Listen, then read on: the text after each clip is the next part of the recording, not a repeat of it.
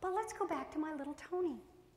Now, my little Tony, remember, he is like really handsome and really full of himself and really entitled and really all about me, me, me, me, me.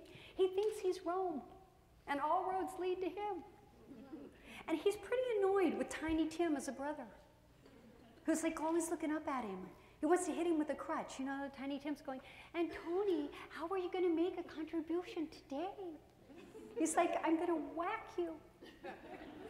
So we're always on him about this contribution thing because we think this contribution thing is a really, really important deal, right? So, Tony, being the keen little manipulator that he is, AP US History, which he hates, the blood bank's coming to Jinx High School. I'm gonna give blood, get out of AP US History, get Mom and Tiny Tim off my back. He's cool, he's tall, he's suave. He's gonna eat some cookies, drink some orange juice. This is gonna be so nice. Goes to give blood, and he walks up there, and he sees this needle. It's like, that is the biggest needle I have ever seen in my life. And he hates blood. I mean, he just absolutely hates blood. So he sits down in the chair, and they come at him with this needle, and he thinks, if I just close my eyes, you know, it'll be over in a minute. But they can't find the vein. Have you ever had that happen? And they get to like rummage around in your arm with that needle. Can't find it. So they have to rip it out of that arm and go into this one. Now they start sucking out blood, and he knows they're taking out more blood than is in his body. And he is feeling faint, okay? And he is a stud. So when he stands up and falls down and faints in front of everybody, do you know how much grief he is going to get for that? But he stands up, falls straight out. His buddies haul him off to the nurse's office. He's completely damaged and humiliated and punctured. He comes through the door that afternoon, and he throws his wound in my face, and he says to me, this contribution thing stinks, and I'm not doing it anymore. I'm thinking, oh, God, oh, when is this going to happen? But you got to have faith, right? Got to have faith. So that's a Thursday. Saturday morning, the Red Cross calls. How many of you would love to have a phone call from the Red Cross? And they say, we want to talk to Anthony. And I said, well, I'm Anthony's mother. You can talk to me. They said, no, we need to speak to Anthony directly. This is what I heard. Hello? Yeah, uh-huh. Yeah, Tony Billings, mm-hmm. Oh, blood bank, yeah, kid is cool. Oh, yeah, I gave blood. Yeah, it sucked. What? Did you check it twice? Oh, no, are you kidding? Yeah, okay, yes, I totally get it, yes. All right, I'll be there Monday morning, okay. What? He said, Mom, did you know I had the cytomegalovirus when I was a little baby? I said, no, I don't even know what the cytomegalovirus is. He goes, well, apparently I lived through it. Because now I have antibodies. And I happen to be O negative, which they tell me makes me a universal flippin' donor.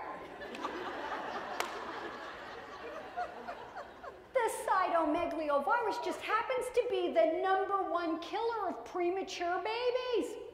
They said 1 bag of my blood is like gold. They take it, they separate it into 4 bags, and they give it to premature babies. And they say I have to give blood every 35 days for the rest of my life.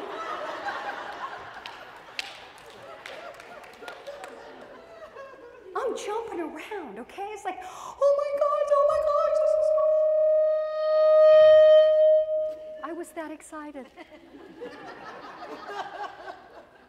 He says, are you on drugs? I said, no. Some people have to look for their contribution. God loves you so much, he gave it to you. He's like, I'm thinking you're missing a point here.